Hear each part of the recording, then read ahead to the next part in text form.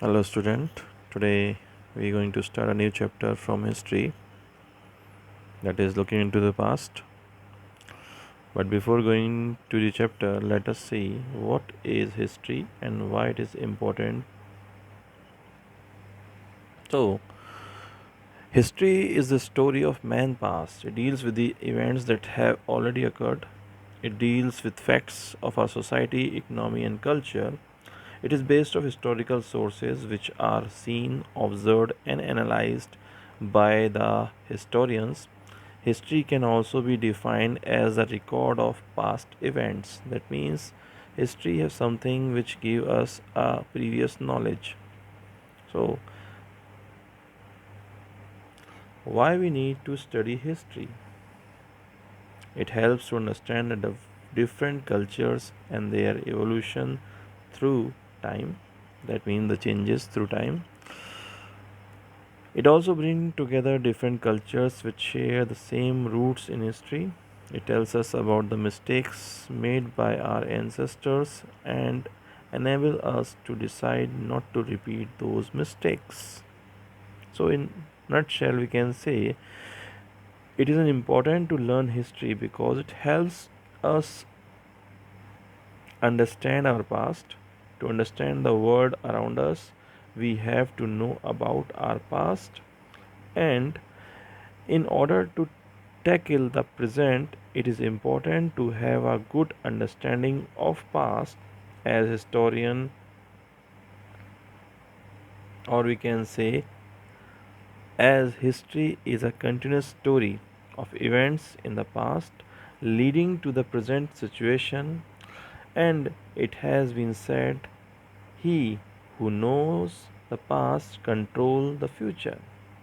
So now it is clear why we should study history and why we need to study history. Let us begin with the topics. The main topics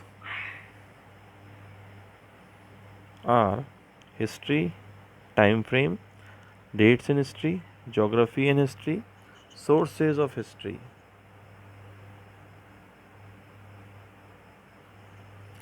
History time frame. So, here history has been divided into three periods, or we can say three time period: prehistory, proto-history, and history. So, prehistory is a period in the time much before writing got invented. That means there is no written record available for the history. Proto-history is a record we just depend upon the archaeological sources, like the example of Indus Valley civilization. We have only few records of to be read to know about the history. Now come the history. This period is a time period when it tells about everything. We have a written records available like inscriptions on buildings or rocks, dated coins, copper plate, etc. Let us first start with prehistory. It is a time when writing had not been invented and there is no written records of this period. Our knowledge of the past is totally dependent on the finding of archaeologists. They dug deep into the earth and discovered physical remains like pots and pans, jewelry, tools, bones, coins, etc. And with the help of these, they learnt about the past.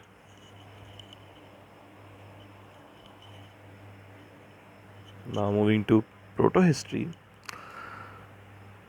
This period is a period between the prehistory and history for which we have a few written records. Our knowledge of this period is based on archaeological finding. An example of this period is the Indus Valley civilization. Now come the history. This refers to the time period after writing was invented.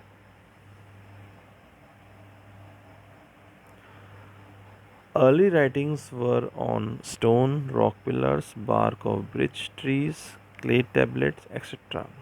We can trace the history on the events from written records. Many of them have been destroyed, yet we have enough record to write history. So that means now we have seen the three part or three time period: prehistory, proto-history, and a history. Moving to the next section, that is dates in history. How we can characterize the dates, how to find out the date or to explain the dates. So dates in history are explained by two terms, that is BC and AD. You can see here following chart or timeline. BC increasing year by year and AD in a reducing line, like from 0. So it is how it is work. The year are generally in BC, actually in BC the year are generally counted from the date given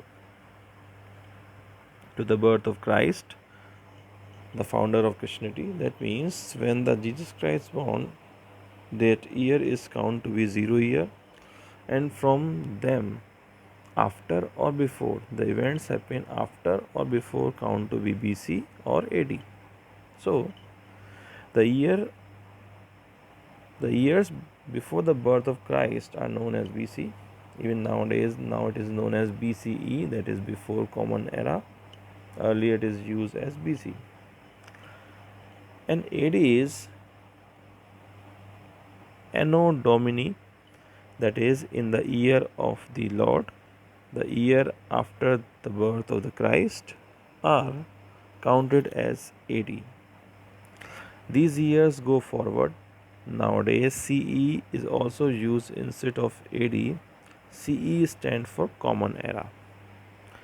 Now it will become more clear by finding the dates, how we can find out the date from the time period.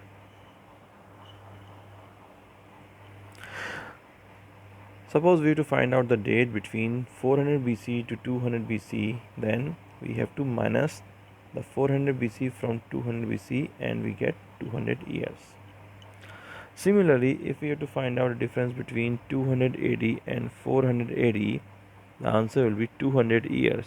That means we have always minus BC to BC and AD to AD. But if we have to find out the dates between 400 BC and 200 AD, then we have to add these 400 BC and 200 AD, and answer will be 600 years. So now I think this dates in history is clear to you. Now next topic is geography and history. That means what is the role of geography in history? There is a very big role of geography in history, because when human being need or when human being get the favorable environment, he survive and he develop civilization. And when he got adverse condition, he can't survive for a long time and the civilization get ended. So first, landform. Mountains are the natural barriers and also prevent frequent invasions, that means attack from outside. Valleys and passes in the mountains served as a route of contact since ancient time. Rivers provide sufficient water for all their need. That means all those civilizations which settle nearby river, they get water from the river water. They get their water from the river, and ultimately their all needs fulfilled by this river, these rivers. But if the river dried up, the civilization cannot survive a long time. So that means the condition should be favorable for surviving. If the condition become unsurvivable, then the civilization come to an end. And the land nearby river is so fertile, so that they start cultivating the land also.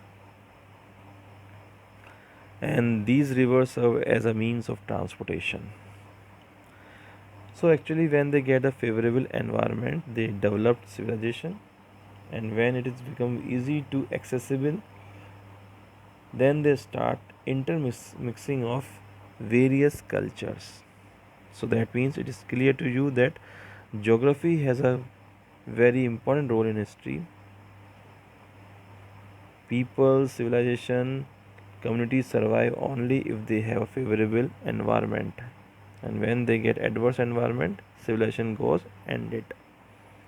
That's why natural environment is necessary required for human being. That we can see that Indus Valley civilization, these cities are developed nearby river sites. You can see the photographs of here. They can start agriculture. They can transport from one place to other place through these rivers. Trade also started. So many things has been happen. Many things can be developed if when they get the river or settle down near the river. New cities developed. As we have seen, the Indus Valley civilization is biggest civilization of this world. Mesopotamian civilization.